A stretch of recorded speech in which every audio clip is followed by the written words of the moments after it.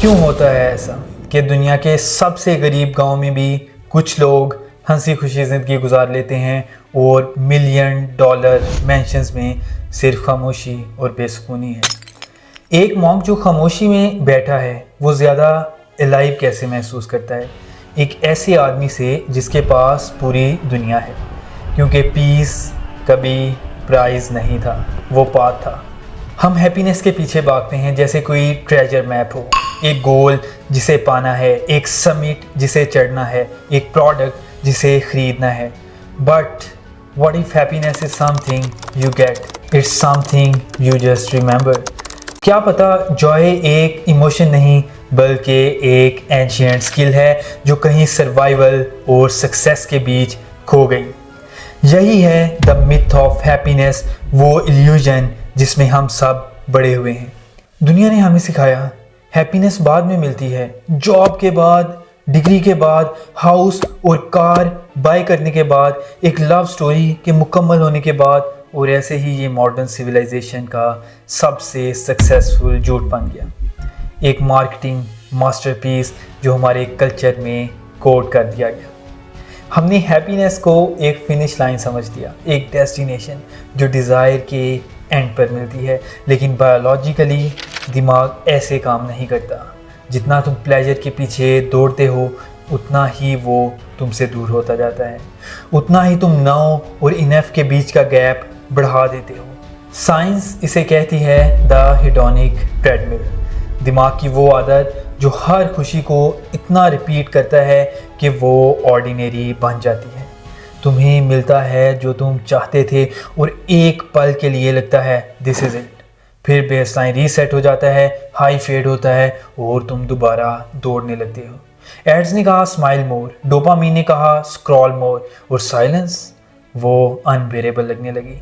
तो हमने चीज़ें खरीदी, फेक स्माइल्स पोस्ट किए, फेक लाइफस्टाइल पोस्ट करना शुरू किया और पिक्सल्स और पे चेक में मीनिंग ढूंढने लगे, जबकि अंदर का नर्वस सिस्टम धीरे से कहता रहा this is not it. Happiness एक कंज्यूमर प्रोडक्ट बन गई, एक करेंसी, एक कंपटीशन, लेकिन वो सच जिसे किसी ने कभी बेचा नहीं। हैप्पीनेस चीज़ नहीं होती, बिल्ड होती है। इसकी मैं साइंस तुम्हें बताता हूँ।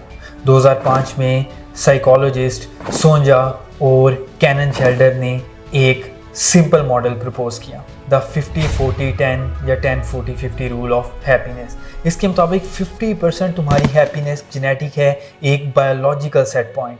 10% आती है एक्सटर्नल सर्कमस्टांसिस से, जैसे वेल्थ, लुक्स, सक्सेस, और बाकी 40% होती है इंटेंशनल एक्टिविटी। तुम कैसे सोचते हो, कैसे एक्ट करते हो और अपना माइंड किस पे फोकस करते हो। तो हाँ, कुछ लोग नेचुरली ज़्यादा जॉयफुल होते हैं, उनके जीन्स सेरोटोनिन को बेटर रेगुलेट करते हैं, उनका इमोशनल बेसलाइन थोड़ा हायर होता है, लेकिन आधी खुशी डेस्टिनी नहीं, डिज़ाइन है। इवन आइडेंटिकल ट्विंस जब अलग कंट्रीज़ में, अलग फैमिलीज़ में बड़े होते हैं, फिर भी हैप्पीनेस पैटर्न्स मिलते जुलते होते हैं। ये प्रूव करता है कि बायोलॉजी का रोल बड़ा है, पर ये पूरी कहानी नहीं लिखता, क्योंकि बाकी का 40% वो है न्यूरोप्लास्टिसिटी, वो है चॉइस। न्यूरोसाइंस कहता है दिमाग फिक्स नहीं होता, वो रेपिटेशन से स्कल्प्ट होता है। हर थॉट जो तुम बार बार सोचते हो वो एक न्यूरल हैबिट बन जाती है। हर इमोशन जो तुम बार बार महसूस करते हो वो एक केमिकल रियलिटी बन जाता है। जब तुम ग्रेटिट्यूड प्रैक्टिस करते हो तुम्हारा pre frontal cortex light up होता है। जब तुम मेडिटेट करते हो एमिगडाला क्वाइट हो जाता है, और जब तुम दूसरों की हेल्प करते हो सेरोटोनिन सिस्टम स्टेबल होता है।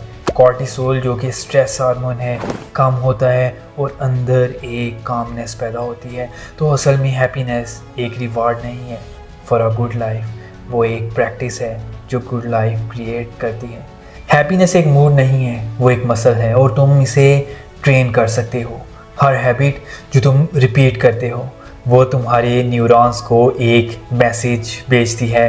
पर यहाँ पैराडॉक्स है, जितना हम हैप्पी होने की कोशिश करते हैं उतना ही कम हैप्पी हो जाते हैं। जितना हैप्पीनेस के पीछे भागते हैं पता नहीं क्यों उतनी एम्प्टीनेस आने लगती है, क्योंकि हैप्पीनेस परसू नहीं होती, वो प्रैक्टिस होती। हैप्पीनेस कभी फिनिश लाइन नहीं थी, वो तो ज़मीन थी जो तुम्हारे पाँव के नीचे ऑलरेडी है।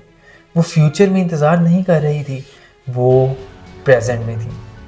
हमने हैप्पीनेस को प्लेजर समझा, पर एवोल्यूशन ने उसे बैलेंस के रूप में डिज़ाइन किया था। तुम्हारे जीन्स स्टार्टिंग पॉइंट देते हैं, तुम्हारा वर्ल्ड ट्रिगर सेट करता है, पर तुम्हारी अवेयरनेस वो हिस्सा है जिसे एवोल्यूशन ने कभी प्रिडिक्ट ही नहीं किया और जो ना कोई कर सकता है। जब तुम अपने दिमाग को ऑब्जर्व करते हो, अबे नहीं तो तुम साइकिल के बाहर निकल जाते हो। तुम प्रोडक्ट नहीं रहते, तुम एक डिज़ाइनर बन जाते हो। क्योंकि सीक्रेट ये है, तुम हैप्पीनेस को सीख कर नहीं पाते, तुम इसे पाते हो जब तुम्हारा दिमाग स्टिम्युलेशन और सेटिस्फैक्शन के बीच फ़र्क समझने लग जाता है। शायद हैप्पीनेस कभी मिलने वाली चीज़ ही नहीं थी। वो हंसी जो तुमने खोई जब ज़िंदगी सीरियस हो गई, वो सांस जो तुम लेना भूल गए, वो खामोशी जो तुमने नॉइज़ से भर दी, वो कभी गई नहीं थी, बस बिकमिंग के नीचे दब गई थी। तो रुक जाओ, फील करो, रिमेंबर करो, क्योंकि हैप्पीनेस कोई जेनेटिक प्रिविलेज नहीं है, वो एक कॉन्शियस प्रैक्टिस है। और तुम्हारा हर थॉट, हर हैबिट, हर एक्ट ऑफ अवेयरनेस तुम्हारे नर्वस सिस्टम के गार्डन में एक सीड है। हैप्पीनेस बोर्ड नहीं होती, वो बिल्ड होती है। अगर इसने तुम्हें अपनी हैप्पीनेस पर सवाल करने पर मजबूर किया, तो welcome to bunny enlightens where mind is experiment. Thank